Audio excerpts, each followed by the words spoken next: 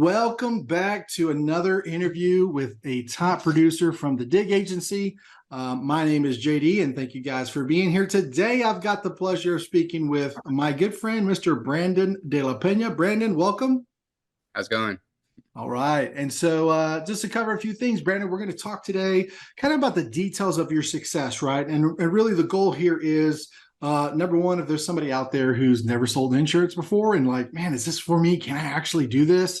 Or two, maybe they're at another agency and they're not really set up for success. So we're going to dive into the details of what got you here and what kind of components you feel like have contributed to your success, other than just you just being a rock star, right? So that all being said, Brandon, can you maybe give us a little bit of a backstory? And excuse my my visitor here. Maybe give us a little bit of a backstory on who you are and how you ended up in this insurance agency. Yeah, so appreciate it, JD, for having me on. So I started when I was in high school. At first, I wanted to be an engineer. Then I took a calculus class, and I was like, "Yeah, this isn't for me." But I was like very, entrepreneur minded. I always wanted to like make money, invest, and I learned about the stock market. Instantly became like fascinated with it. When I was 18, started my first, account, Robinhood, and I love like analyzing stocks and all that stuff. And I found out that there's a job for it, like financial planning, advising. So I was like, okay, well, that's what I want to do. And I was very lucky to find, what industry I wanted to go in at that age, because a lot of my friends didn't really know what they wanted to do. So I was 19 and I was like kind of going around firms, seeing, what the process was and stuff like that. Then I found a firm that basically said that if I pass my test, I can become like a full-on advisor, and while I'm in school and all that stuff. So I passed my Series 65 and life and health and stuff, and became an advisor. I was like 19 years old, and I looked like I was like 16 or 17. So it was very hard to start that book of business, 'cause I was full on commission. No, 50, 60, 70-year-old wants a 19, 20-year-old kid that just started, doesn't really know what he's talking about, to be managing their life savings. So it was very hard. And I ended up leaving that firm. Long story short, I went kind of like backwards to another firm. I was working under probably one of the top advisors here in our area. I was very lucky to be able to, work under him. And I was like a licensed admin assistant, got my Series 7 and Series 63 there as well. The plan was to move up, become an advisor for after a few years, but I didn't like clocking in 8 to 5. Like it was, oh, am I still on? Yeah, man, you're good, brother. Okay. We Sorry, got my you. computer messed up. But anyways, I didn't like clocking in like 8 to 5. I was, like I said, I was always like entrepreneur minded, wanted to do my own thing. I ended up like basically leaving that job, not even knowing what I was gonna do. My mom and everyone that I knew were like telling me that it was a bad idea, because I'm working under a guy that is exactly in the position that I want to be in when I'm his age. Why would I not shadow him and take advantage of that? And I just I didn't want to sorry, my computer's messing up here. I didn't want to, like, I just hated clocking in, the busy work and all that stuff. It's not what I wanted to do. So I quit, and I was doing like real estate for a little bit. I ended up like wholesaling a deal. That was pretty cool. I always knew about insurance. I was like watching Cody Askins and Dave D. Ford and stuff. And I found out like, this is the path I think I want to go in. It'll be good because even if I fail, like I'll still learn good, valuable skills and lessons, selling and running your own business and stuff like that. So I was like, I have the opportunity. Luckily enough, I live with my parents, so I don't have very many responsibilities. Very grateful for them to be able to take care of me, and while I'm doing this, so the pressure is not as high. But anyways, I was looking at what agency to join, and all the tips I was getting was from Dave's videos. So I was like, might as well go with this guy, right? Like he's giving me all the information. So yeah, I interviewed with you guys. He guilted you into it. Yeah. So interviewed with you guys, and so far it's been great. I'm very, very happy with the decision that I made, because there's probably like 3 agencies that I was thinking about, and like you guys were, it was obvious. Like if I got in, I was definitely gonna, y'all are my first option for sure. Got it. Perfect, man. Well, thank you for sharing a little bit of that background. And it is funny, we share a little bit of that experience as well, because I spent 20 years in the fire service as a firefighter, right? And I guess you can probably refer to that profession as a blue collar, right? We're out there working with our hands, getting dirty and otherwise. And I always was allured for one reason or another, like, man, wouldn't it being like a finance professional guy wearing a suit, carrying a suitcase, going into a high-rise building, like I was all like allured by that lifestyle, just maybe because it was just the opposite of what I was doing. So I myself kind of searched around for a while, and I was interested in looking like I want to be in finance. I just didn't know what flavor. And I kind of looked at it, like you were talking about, getting a series exam and all that kind of stuff, and licenses, going down that path. I also explored being like a financial coach from some of the other programs. I got certifications in doing all that stuff. But ultimately, Dave hooked me, right? I've been watching for his content for a number of years until I finally decided, you know what, maybe I'll give the insurance thing a shot. And really, to me, the sexy part about insurance at this point, if you can call insurance sexy, by the way, most people don't ever plan on growing up to be an insurance agent, right? Myself, and it sounds like Brandon included. You just kind of end up here. But really, one of the largest draws, in my personal opinion, is the fact that you have a couple options, right? You're not going to be relegated to always working, punching in 9 to 5 for the next 20, 30 years of your life. You have opportunities or options should you decide to maybe build your own agency, have folks working underneath you, which you collect a small override on whatever they produce. So you're not required to live off of your own personal production for the rest of your career. Or you can transition to other products like some of the health insurance products that are more residually based, to where you do a lot of work up front and then you get paid more of a residual passively over time. So there was just options available, right? And so that's kind of what drew me in, kind of similar to your story on why I decided to go this direction. Like had Dave Duford been a mortgage protection guy or a PNC guy or whatever it was, it probably would have ended up down that path. But I'm happy to be here in Final Expense, primarily because the really heavy upfront commissions that are paid in your first year to really kind of get the ball rolling for yourself, so you can kind of get some quick wins or quick money in the bank, right, by doing this. And then again, having the opportunity to take that skill set and transition it into an agency or selling other products or whatever, right? There's multiple opportunities, I guess, that it creates. Exactly. Yeah, you're right. Got it. And so you kind of alluded to a little bit before, but just curious, and maybe we covered it already as far as Dave on YouTube, but was there anything else specifically that either got you really thinking to like, man, Final Expense is a really good option, or specifically to why DeFord Insurance Group was the best option for you? Can you kind of talk to us about those details? Yeah. Like I said, when I was in the, finance and insurance industry. I knew how much money you can make in it. So I was, and you're helping people as well, which is good. So I was like, okay, I know that you can make some a pretty good income doing this. I just need to find the right mentors to teach me how, right? Because if you could ask Joe, I think I'm a pretty coachable person, and I'm very I learn from mistakes, and I just need someone to coach me, right? Like you can't learn everything through YouTube or through the internet, right? Like you need someone holding you accountable and being there for you. And I mean, kind of like holding your hand for a few weeks, just like showing you the ropes. And it's exactly what Joe did. And the reason I chose the DeFord industry was because like I said, I was getting all my information on, I was really diving in on how to pick the right agency, because did not want to end up in these MLM like agencies where they did not care about you at all. I wanted to find someone to really like truly help me and earn that. Of course, every agency is going to get their override, but like earn it, not just sell leads to you or stuff like that.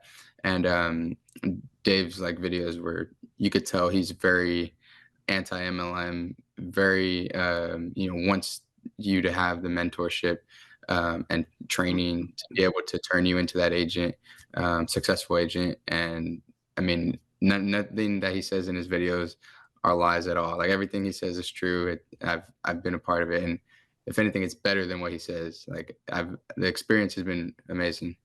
Fantastic. Fantastic. And so And then also just to share with the audience, right? If you decide that you want to come work for the Deferred Insurance Group or the DIG agency, as we're calling it these days, you got a couple options when you're getting started. Either, but we make you kind of make a choice getting started. And really, the overall theme that I would describe our process or our agency as far as starting new agents with our agency is like we're trying to simplify and streamline the process, keep it as simple as possible to maximize the potential of you being successful. Because anybody watching this video probably watched somebody Cody Askins or just know in general, 90-something% or better of the new agents fail within the first year. And so what are some of the things that you can do in order to prevent that from happening to you? One of the things that we do, other than, like you mentioned, we're not an MLM where we focus on recruiting, we focus on you mastering the craft of selling insurance yourself.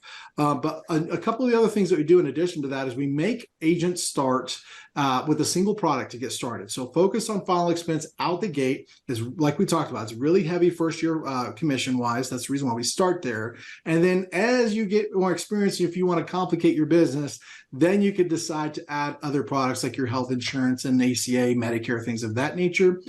In addition to that, we make you choose one strategy, whether you're going to be face-to-face or on the phone, and you start off with one of those, doing that 100% of the time, because even though it's a very similar, probably 80 or 90% the same is what I would guess, there's some nuances that are different, that are unique to each one. And those different nuances, that 10 or 20% can literally be the difference between you being successful or not. So that's why we recommend, again, keeping it simple, streamlining it, start with a single product, start with a single strategy. And then even though we are independent brokers with access to a multitude of different carriers, we start our new agents off with like 5 or less carriers to begin with.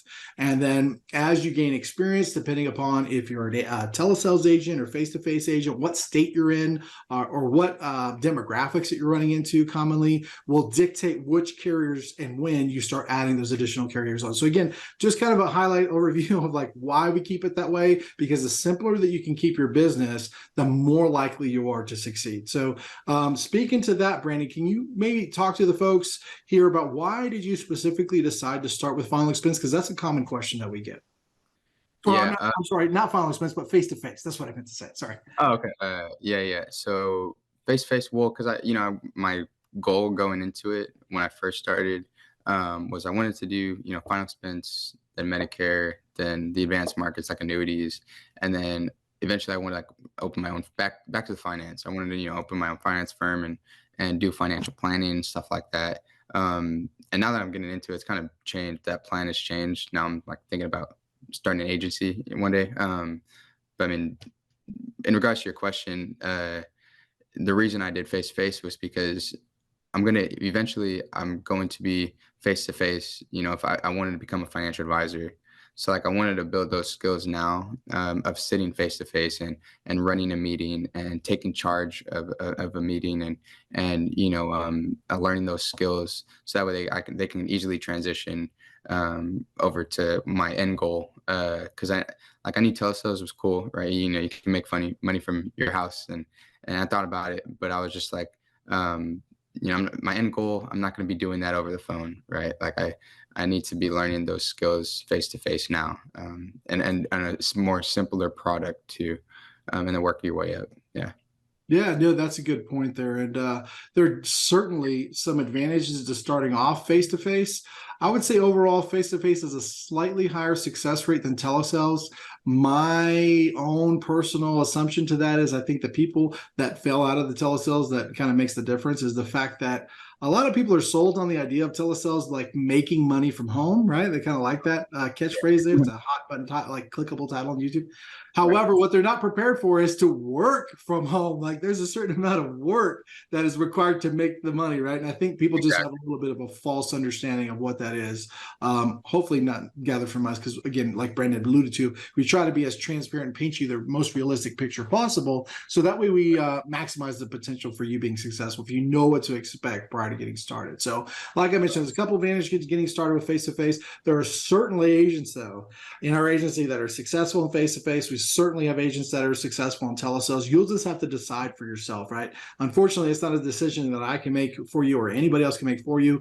You just kind of have to understand your goals, your personality, which one would be a better fit for you. I will tell you that based on my experience and what Dave Duford says also, if you're anywhere in between, right? If you're on the fence and undecided, like just start with face-to-face, right? Because you have a few of those advantages. It's a little bit easier building reports, a little bit easier building trust with somebody when you're sitting in their house.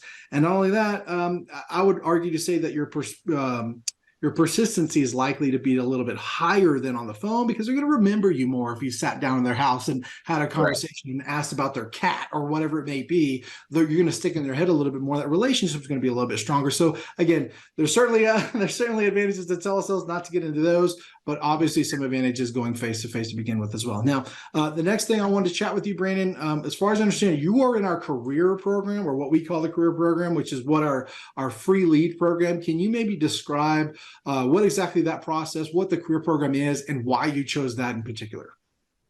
Yeah, so the career program is a free, the agency pays for your leads for, I think, 8 lead batches, and your commission is cut to 50%, but I mean, they are paying for your leads. So I get probably around like 30 to 40 a week. I started off with like 25, 30, and then you work your way up as you go. And now I'm consistently around like 40. But with the career program, Joe, who runs the career program, he's like the mentor of the career program. And the first week, it's pretty intense. You know, like you have a meeting in the morning and in the afternoon every day. You have to have 10 script videos with a rebuttal, and then 10 door knocks with 2 rebuttals every single day. So that's it's a lot of it. It's holding you accountable, because if you don't do it, I'm sure that they won't allow you to be in the program.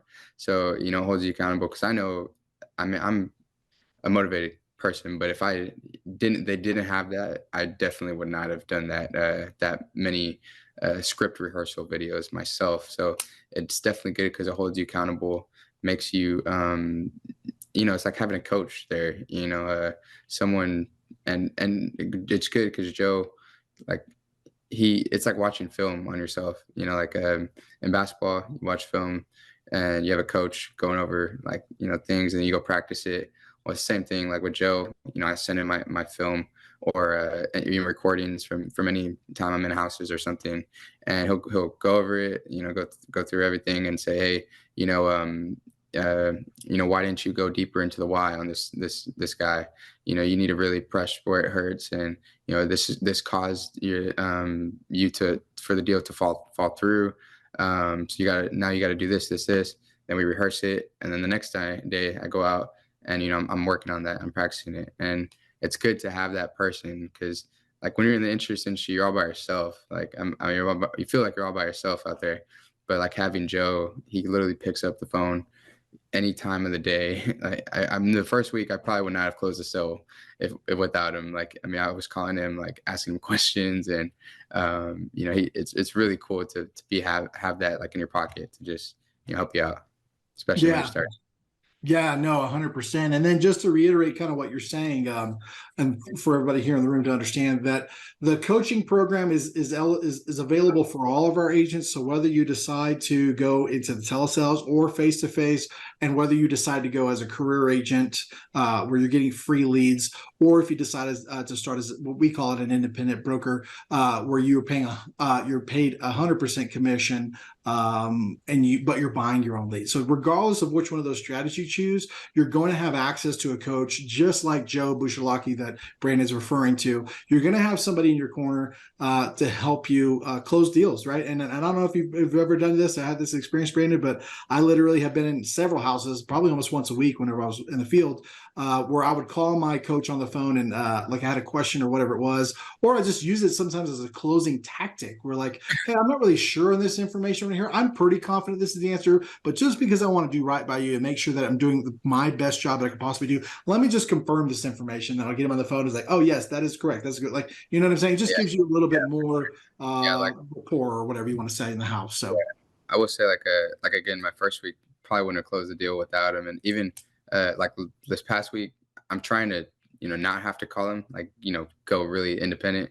And I'm kind of been, going independent a little bit. But like last week, that situation happened. He was like, "Man, you should have called me." And I'm thinking, I was like, "Yeah, I should have just called Joe." So now, just having that as a backup is super, super helpful. Because if I would have just called him, he would have told me, and I wouldn't have had to go back. And it just would have been a much smoother, easier process. Yeah. exactly. Perfect. Well, once again, Brandon, I'm super thankful to have you here. I know that you're busy and you're out there in the field kicking butt and writing business, and I'm glad to finally get a face-to-face agent here because we've been getting tons of success with telesales agent. Not to say they don't for both, but not everybody's willing to jump on camera and share their story. So thank you for being here. I greatly appreciate it. I'm glad to hear about your success. I wish you continued success. Was there anything else that maybe we didn't cover you, or any last tips you want to share with somebody who's considering doing what you're doing? Last tips I'd share is like, be coachable, be able to like learn from your mistakes is a big one.